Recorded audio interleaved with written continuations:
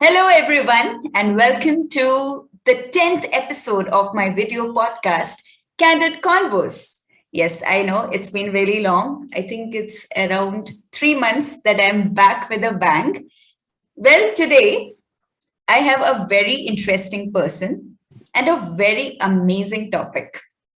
So, as usual, the ritual of this podcast has always been that I never introduce my guest. They do that by themselves. So we are going to continue that trend today also. So please, Mr. Guest, can you please introduce yourself? Yeah, thank you, Kavita. My name is Dinesh Kiran. So basically, I'm 27 years old. I am a software developer by profession. I do have a lot of passions, but let's talk about it one by one. But let's just concentrate on only one thing today. That will be what Kavita will introduce in a very short while. So basically, I'm from Coimbatore, Tamil Nadu, and I know Kavita through Toastmasters, of course. Kavita is a very interesting person, and she was my club president when I joined. I, uh, it's very important that I use was because of the time at which we are recording this video, right, Kavita? Yeah, absolutely. Okay. Thank you so much, Dinesh. First of all, welcome to my podcast. Thank you so much for devoting your time. And My well, pleasure. yeah, without any further ado, let's straight jump on to the topic. Today, we are going to talk about mental health listening. I'm I can give a very long intro, but then what's the point of the discussion then? Let's start with the series of questions. And my first question to you will be, what is mental health listening and how did you get into it? Or how do you come to know about it? Right. So I'll ask you one question. Do you agree that each one of us has a different story? Yes. Yes, we have stories within us, correct? Yes. At one point, we need people who want to listen to our stories, else we Hmm. will go mad. Do you agree? Absolutely. Basically, it's the art of listening. Not listening in the sense that you're going to prepare for a GMAT or a CAT or IELTS or something, but it's listening with empathy. Basically, you have people who are surrounded by people, but still they feel lonely. Why? Because they don't feel the kind of belongingness. And that's where we are going to come in as mental health listeners. Basically, it's a simple story, Kavita. Um, each one of us has a story. We need people. We are social animals as humans. We need people, right? And when we don't have people to whom we cannot share stories, that's where mental health listeners come in.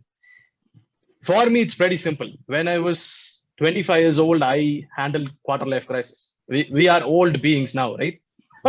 We are 26, 27 now, right? We got through quarter life crisis right at the lockdown at 2020. So at that particular point of time, I was like, okay, I have a good profession, I have a job. What is there for me to give back? That was absolutely nothing until I figured I don't have anyone to talk to. So if I feel that way, what about people around the globe? So the first things first, I went to a platform called Seven Cups. There is a particular platform, online app called Seven Cups. Earlier, it used to be 7 cups of tea. Now it is Okay. 7 cups. It is basically an online platform where you are anonymous as a member. You are just going to log in Okay. and you're anonymous. You can talk to people who have experienced the same difficulty. Okay. So it's an online platform where you will remain anonymous. Your identity won't be revealed. And you are just going to click on a few buttons, say, I'm going to talk about this. And then the AI will connect you to a particular person called as a listener who has also faced that kind of difficulty that you're currently facing. So that person understands you at the end of the day. So this Wow. is how I got into this platform. This is how I got into listening. mental health listening. What started out was a hobby turned into something called as obsession currently, because I don't pass time without listening to people. I love listening to interesting stories of people. Uh, love to get to the grassroots of what they are feeling. Of course, there is difference, which I wanted to tell you as well. There is therapy, there is psychiatry, and there is listening, right? Okay. So here we are doing only listening. We are just going to listen to their stories and empathize with them, understand what they are going through, and say, okay, you'll be all right. Because Okay. do you agree that those are the words that you exactly want? Yes. Yeah, It's that's what we really, do. really amazing. I mean, I'm really intrigued and I'm going to check 7 cups, as you said. And Mhm. yeah, sometimes I think we just need somebody to just say that, hey, I got you. It's going to Yeah, be fine.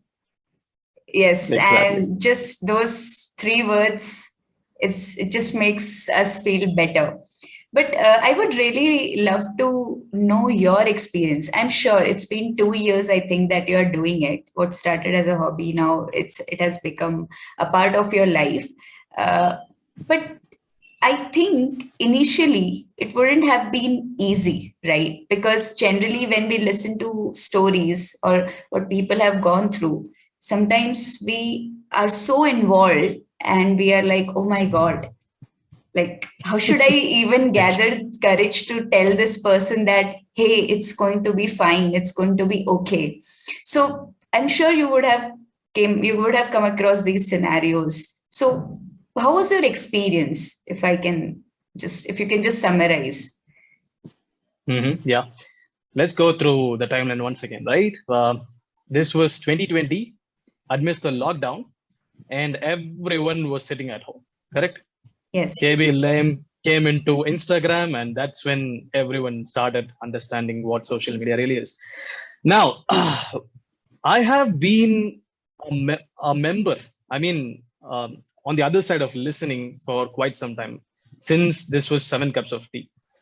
I didn't give it a go as a listener, meaning I Okay. have been to anonymous sessions with a listener Okay.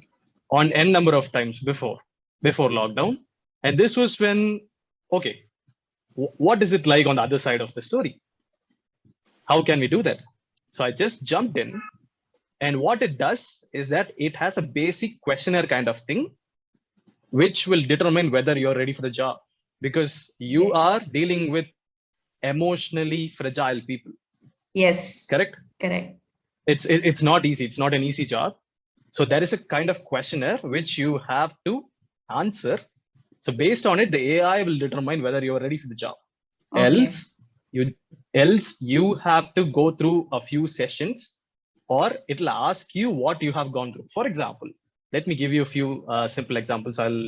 I'll keep it more detailed now. So basically, there is, you would have known, there is something called PTSD, post traumatic Hmm. syndrome, Hmm. correct? Hmm. Syndrome and Hmm. disorder. And there is loneliness, which all of us will go through at some point of life. There Hmm. is managing emotions and emotional management. What if you go through a nervous breakdown? Hmm. Hmm. There is stress and there is depression. Most people, they don't understand what stress is and what depression is. They say, I didn't get the samosa today, I'm depressed, man. No, it's not how it works. Depression is a very serious thing, it's a serious disorder, and Hmm. we should not use such cases always, right? You should Hmm. not use such keywords always. Now what happens is that I have gone through all of this. I have, to be very candid, I have gone through phases of this right from 2012 when I was in class Okay. 12, right? Okay. Everything. Say you'd have gone through PTSD because of a mugging incident or a robbery incident which happened in 2016. I Hmm. was beaten by a set of people. I was beaten and bashed, so that caused PTSD. Okay, and there is also stress. This caused a lot of an amazing amount of stress. I couldn't look into people's eyes for a week or so, correct? And then there is managing emotions. You will have fear, you will have anxiety, and which translate to the social anxiety, which I am tackling to this day. So basically, I am a person who have gone through these emotions, and that's why it triggered me to get into something like this. And it was easy for me to get into this because I have first-hand experience of how it used to be, at least when I was going through a series of things like that. So this is how you get into such activities. Now, talking about people, right? You will have n amount of people who will come in, and as a listener, when you go through this questionnaires and when you enroll for something like this, you have to be 100% honest to yourself and choose only the topics you have experience in. Because tell me about it. Because you have an array of people with distresses, starting from stress to bipolar disorder. Mm. So you're dealing with something which is very new to you. You wouldn't know how to understand it, and only if you understand it you can empathize with them. It's not easy to just say I understand without even understanding it, Yes. because I feel it and I understand it are two different things. You can't Mm. understand people, and that's how it happens. You need to have first hand experience, and when you feel that you are ready, you get into it. And I still remember the first chat ever. The first chat ever was with a particular person with Great Britain. I don't want to go into detail of the subjects because it is within our privacy, right? It Mm. is one of the Mm. secrecy that needs to be maintained. Mm. But still, I don't want to go into details. But it is one of the people who have lost their job in lockdown. Okay, so he was going through a lot of distress at that particular point of time, and this was under loneliness and managing emotions, which I was expert in at that particular point of time, right? Okay. The conversation goes this way. You start with, hi, how are you? How are you feeling? To which they will always say, not okay, Okay. right? You're always used to people saying, hey, I'm doing well, or, hey, I'm fine. Yes. But Yes. the first time when someone says I'm not okay, it hits you hard. Then you say, Mm. okay, let's talk about it. Do you want to talk about it? Let's talk about it. You go by questions one by one, get it to the grassroots level. The first thing ever is that you have to establish is that you have to get comfortable with the person you're talking to. That's the first step. You have to get comfortable with the person. You have to make sure that they trust you with what they talk about. Just Okay. assure them that this is a safe space and you won't talk about that person ever again to anyone. Okay. That's the reason why I maintain privacy here too and won't discuss the subjects here as well. And number three is that when they talk about it, you just have to make sure that you're listening actively, and you summarize as a whole. This is where there is a difference as well. You have you read the book Men Are From Mars and Women Are From Venus by John No. Gray? So there is this interesting book, and there is subsection as well. You have to deal with men in a certain way and women in a certain way, not stereotyping generally. Correct? It is a Okay. stereotype, I know, but generally you have to deal with both of them in a different way. Why? Because men usually want solutions to their problems. Women already know the solutions to their problems. They just need listening, Okay. right? So these are some of the factors. You just have to make sure that you get comfortable with them. You listen to them patiently. You empathize with them, and let them do the talking at the end of the day. Let them do the talking and do not advise, because you are a listener at the end of the day. Only Okay. therapists and psychiatrists do the advices. We are not allowed to give advices, because you would never know when it will take a crazy turn when you're handling Okay. it. Okay. So this brings me to another question. I know you mentioned about that book and that example that men need solutions and women needs more of listening. But if I just take my example, generally, if I share and if I'm dealing with something and if I'm sharing it with someone, I will tell the complete thing, the whole story. But and that person says, okay, I got that. I understood what you're saying. I really got you. But my next question always is, tell me what should I do? And this is so strong that if that person tells me this, that, hey, I just here to listen, and I cannot advise you, I cannot tell you what to do, this is something you need to figure out. So of course, that it makes sense, right? No one else can decide for me what should I do in my life. That's something which I have to. But then in that moment, it makes me feel angry or irritated. I'm like, I spent the entire half an hour or 40 minutes to tell this person about this whole thing. And now I'm not even getting what I really, really want. Yeah. And I'm sure there would be people who, of course, you're telling that you only cover the listening part, but it comes naturally, right? So, what do you do in those situations? Okay. Okay. Let's talk about subjects again, right? Not going too detail into them. Okay. There was this bipolar disorder uh, person with bipolar disorder who came in, correct? And what they generally do is that, you know what bipolar disorder is, correct? They have extreme emotions, both happy and sad. Yes. How do you advise such person? You can't, because you don't have bipolar disorder. All you can do is listen. But I got your question, because when you're dealing with someone who is only doing something to handle loneliness or handle managing their emotions, say they are going through a relationship stress or something, we already have that part, right? Because we have handled breakups, we have handled loneliness, we have handled the PTSD that follows it, correct? In such cases, what I usually do is that, hey, I don't know if this will work for you, but I tried something like this and it has worked for me. If you're open to it, just give it a try. And trust me on this, 98% it works. Okay. Okay. And but again, it's based on the customizable solutions, right? It's based on the customizable solutions. What works for you won't always work for them. Yes. But you have to put some thought into it as a listener to understand if that will work for them. Because you have spent a good 40-50 minutes with them, probably hours too. I've spent a whole night with one person talking to them. Okay. Sometimes. But there would be this feeling, right? That, oh man, what if I'm telling him this and it doesn't work? What will happen? That feeling, right? Like what do you do? I mean, do you just say it like, okay, let's see, this is something I did and I will just tell him straight?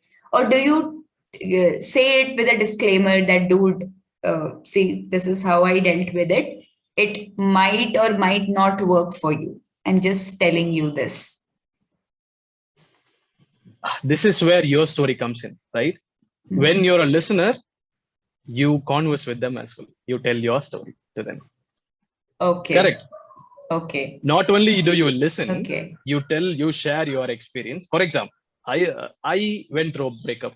Okay. I went through a breakup. Okay. When they are having a breakup or something like that, they have a relationship stress. We know what causes a breakup. The little things, correct? The little things that you used to do. And sometimes you don't do the little things, it causes the breakup. It's fairly simple, something like that. Now we tell our stories, they tell their stories. It's immediate that they can connect with our story. And when we say something like that, they immediately connect, and that's how they find the solution. So at the end of the day, as a listener, you don't offer solutions, you offer a path through which they can identify the solutions. That's the core of this. Okay, I got that. So it's like even when you're telling what to do or what can they do, you're explaining your entire story as well. That, see, this is what happened to me, and that helps them to give a certain perspective, and they can decide at least for themselves whether they should take that path or not. Okay, I got that.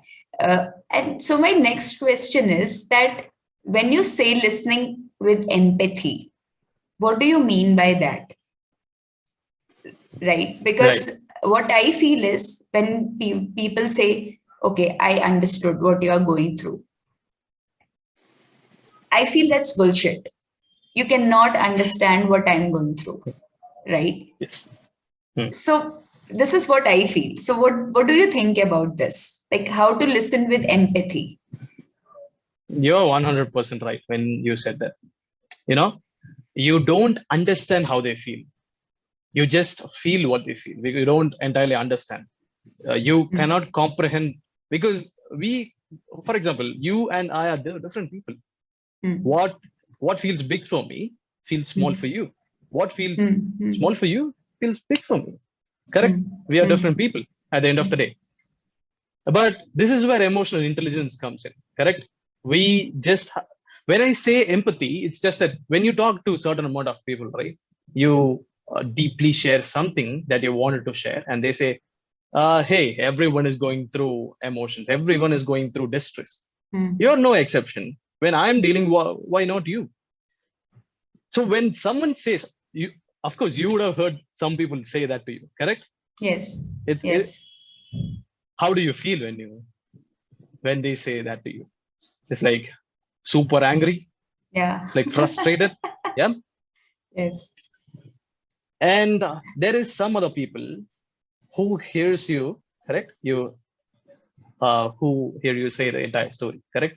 And then they say, I felt the same way when I had this feeling.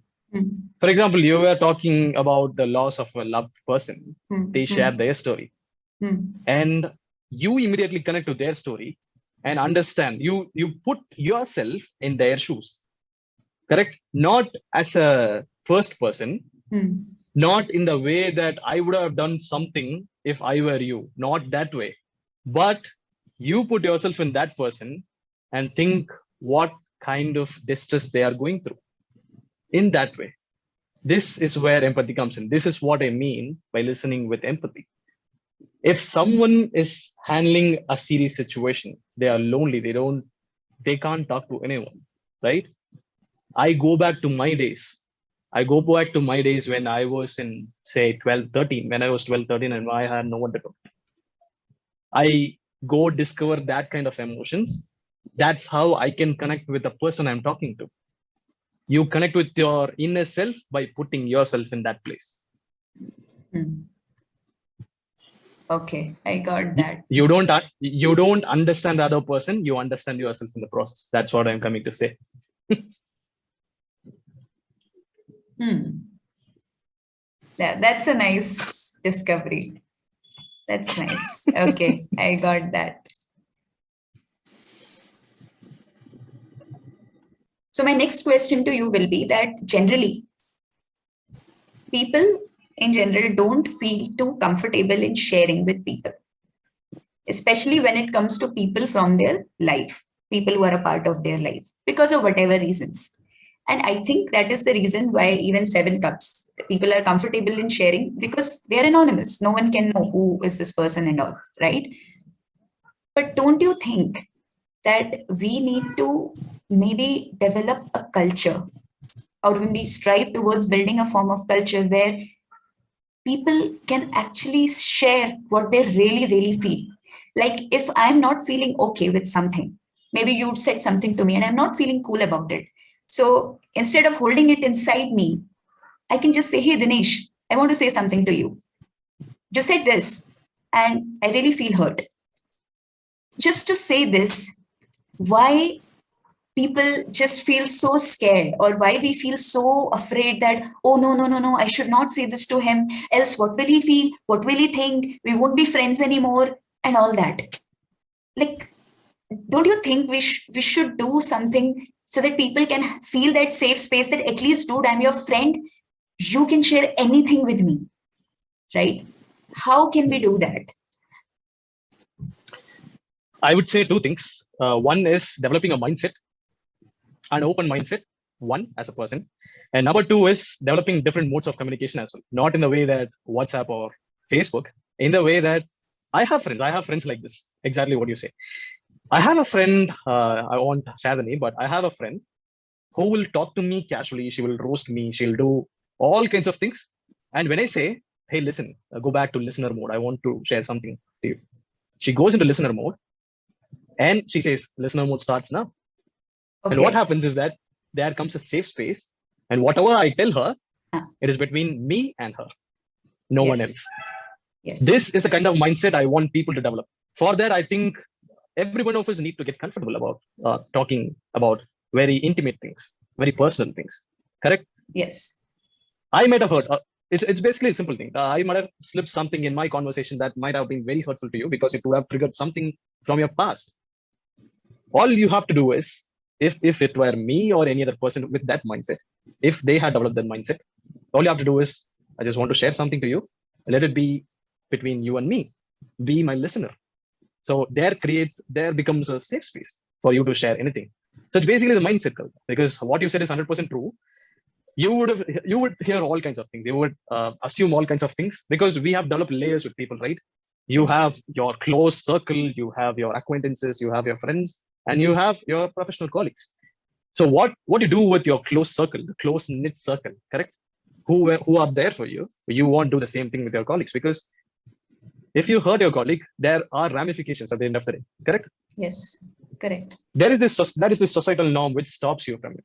So developing an open mindset, a receptive mindset, basically. When I say open mindset, receptive to communication, receptive to constructive feedback. When I say that, hey, just to say, hey, we are we are always friends, but what you told me hurt me very badly.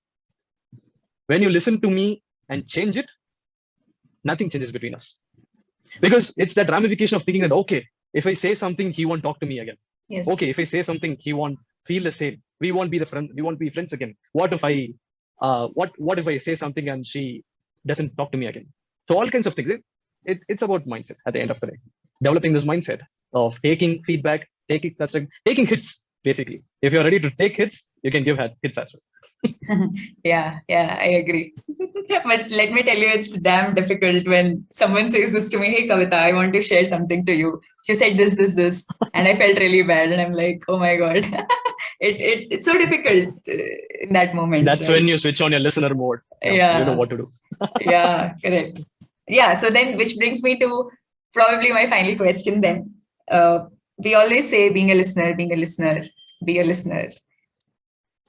Who is a listener according to you? What kind of characteristics or skills a good listener should have? Because we use this term very casually, listener. So what do, according to you, is makes you a good listener? Why am I asking you this question? Because I have talked to people who claimed that they are good listeners, but when I talk to them, and again, I can't mention the name, but there was this one person who told me that, hey, you can share anything with me, just tell me. And I told that person that, okay, this is what I'm feeling, this is what I'm going through, and all that, and how bad I'm feeling, and all that. So that person told me that, Kavita, do you know what people are dealing in their life? You're crying over this. You're feeling bad about this. Do you know what big things? You know, there is one of my friends who is dealing with this shit. That's not Mhm. what you're feeling is nothing. What that person is dealing. So, you know, at that point of time, I'm like, oh my God, you claim that you were a good listener, and does that listen? You are comparing basically like my emotions or what I'm feeling. You're comparing it with someone else. I'm like, they cannot be any comparison. In this situation, what I'm feeling is big for me. For that Yes. person, whatever he's going through and feeling is big for him. But you cannot compare that yours is small and the other person's thing is big, right? So that is why I just want to ask you, what makes you a good listener? Me basically, because of my experiences, of course. When I say I can't compare myself to anyone else because I am my own scale here. If every listener understands this, they become good listeners as well. This is the first step. You just compare yourself with you as a listener, and not with anyone else. This is the first thing. What I would say is based on my experiences on because I have gone through a few set of experiences, robberies, burglaries, legal issues. I have been a long time caretaker. So all of these things has built in a safety mechanism within myself, right? A safety mechanism where anyone can give hits to me and I can take them at the end of the day. So what makes someone a good listener? The easy definition is that is what you said. It's in your question itself. It is the art of understanding that every person is different. at the end of the day. Exactly what you said. One person's emotion is big for him, and it can appear smaller for others. And it can be big for others and can appear smaller for you. This is the ground rule. It's to basically understand that everyone is different and everyone has a story at the end of the day. Everyone has a very bad story and they are going through what they're going through. And they are deeply hurt at the end of the day as well. No one likes to show it. No one likes to show that side which is hurt or something, which is a vulnerable side. But at the end of the day, people are hurt as well. You have to take that into consideration when you're talking. What I would say at the end of the day is when you talk to someone, you have to leave them in a better position than where they were before listening to you. If you do that, you are a very good listener, Milady. Yes. Yes. I completely agree. And I understood the meaning of good listener the moment this incident, what I just told you, happened to me. And I immediately knew that, dude, this is something which I'll never do in my life to anyone. Exactly. So, yeah, that, of course. Self-realization, right? I was telling you that. Self-discovery. Yeah. And what do you think is the most beautiful part of what you are doing? It's the evolution of myself as a person, I would say. Right? Okay. Evolution of myself as a person, because I can't relate myself to the person who was whinging and crying into 2019 about petty things. Because I started something called gratefulness when I started listening as well. Because I will tell you, there are people, I'll tell you a very simple example. There was this person from Canada. There are very happy experiences for me from listening. There are sad moments as well. Let's keep it light for now, right? There was this person from Canada who was going through his studies, right? He was having exams and he was having panic attacks. He was having anxiety over exams because he hasn't prepared well. And it was about 1 a.m. in the morning of a Saturday or a Sunday. I don't remember this quite well. But I was like, okay, dude, let's doze off. This is the end of the session. Because before that, I was dealing with people who were suicidal. And before that, there was someone with deep loneliness as well. So I was totally drained. And then basically what happened is that there is this person who said, dude, please help me. Because I'm having my exams in 2 days. I haven't prepared shit. I don't know what to do. If I bunk now, I'm not going to get into any kind of placements. So this is what he said. And so I was like, okay, let's talk about it. And this is where my experience came, right? There is a specific difference in the way Indians prepare for an exam and the way Canadians prepare for an exam. I was instantly intrigued because Canadians don't study the way Indians do. We know all kinds of things to deal with exams. So we know, of course, we copy the exchange papers. That's a different thing, but we can't do that in Canada because that's online based, I believe. What happened is that he was telling me, okay, these are the portions we have, and these are the things, these are the syllabuses, which I didn't understand a single bit of it. And I was helpless at that point. And one thing what helped is that the instant motivation that I gave him, I told him that I connected with my 2015, 2016 self who was late in the night saying group study and I didn't study anything, right? And that is we always have this one person who will teach you something at the end. Right before the bell rings for the exam, someone teaches you. I use all kinds of experiences like that and said, okay, I understand these are the blueprints, but all you can do in 3 days is number one, you cannot panic, because if you panic, whatever, even if you remember something, you won't be able to produce that in the paper or in a test. That's one thing. And number two is there is this Indian way of studying. Whatever portion of our syllabus we take, we study first half of it or the last half of it, because that's how the questions are framed. Either it'll come in the first half of it or the last half of it. In 3 days, all you can do is study the first half or the last half. You decide which is easier for you. And trust me, he cracked all the exams. He had 3 exams and he cracked all of them. Okay. So this is where experience comes in for you. Okay. Awesome. That's really awesome. And I'm quite sure you would come across, of course, there are some beautiful moments like this when whatever you said or told that person, it helped him, right? And then there would be some moments where you will feel, what should I do? Like, what should I say? Right? I mean, this is very interesting because, I was anonymous, right? They can, of course, browse and search for me, correct? By the way, for any kind of queries, my name is DK95 under 7 cups. If you want to search for me, you can search for me, and I will be very happy to listen to you. So what happened is that after a week after the result was there was this anonymous ping was like, hey, dude, what happens is that when you're anonymous, you will be given pseudonames. Beautiful cucumber, reliable tomato, Okay. beautiful potato, Okay. handsome hunk. These are the anonymous names that AI will give you at the end of the day. Okay. And I get messages from reliable cucumbers, beautiful tomatoes, handsome hunks, etc. Okay. And this was the same person who was like, "Hey, dude, you remember I was this guy who was talking to you, and trust me, I cracked all the exams. I am grateful to you." And these are the moments for which you live for, correct? These Yes. are the moments where you feel, okay, you have done something. You have left that person in a better position than you found them. That's my motto at the end of the day. Whoever you meet, you make a positive impact on them.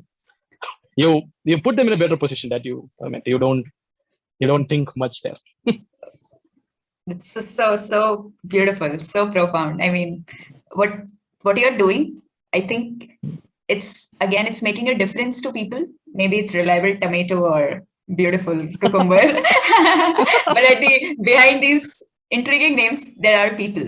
So I think the most fulfilling part of this is that you're making a difference in their lives, right? You're helping them in the best possible way you can, and yeah, I think you are someone who is bringing a change in society, right? You're the change maker. So I'm really happy for that. And what I'm taking away from this session is that definitely I'm going to check 7 cups, and Mhm. definitely I'm going to check DK95. And yeah, I'm really curious to explore what is mental health listening, and maybe I will also share or talk. Maybe I'll find my beautiful potato, reliable cucumber, handsome, whatever. So yeah, this is what I'm taking away from this session. Thank you so much, first of all, Mhm. for this thought-provoking conversation. And I'm I'm sure glad. that I'm glad. whoever will watch this, they're definitely going to check out DK95 and they will talk to you. And Always, yeah, always that will help. Yeah. thank you so much, Dinesh, for coming here and talking about such a sensitive topic, talking about how you are contributing, why it matters to you so much. And yeah, before we wind up the session, would you like to say something? Yes, it's always that physical health that we are taking care of. Say we have lost something, we are in a poor health or something. Mental health strikes you suddenly. Mental Yes. health is unseen for, unforeseen Yes. whatsoever. It strikes you suddenly. It needs to be taken serious. Yes. It's very serious and it needs to be taken very seriously as well. So that's my final words. Treat mental health on par with your physical health because it's very important. At the end of the day, have someone to talk to. If you don't like that person, have another person to talk to because you always have an online platform where you Yes. have many listeners. And if possible, your experiences will make a difference to anyone. Whatever you have gone through, you would have gone through many stories of yourself, but the world needs more listeners because there are more Yes. victims to mental health. Thank you Yes. so much for this opportunity, Kavita. I'm grateful. Thank you so much, Dinesh. And thank you so much for coming in my podcast Thank and you. sharing your beautiful insights. Thank you so much. Bye. Bye. Thank you.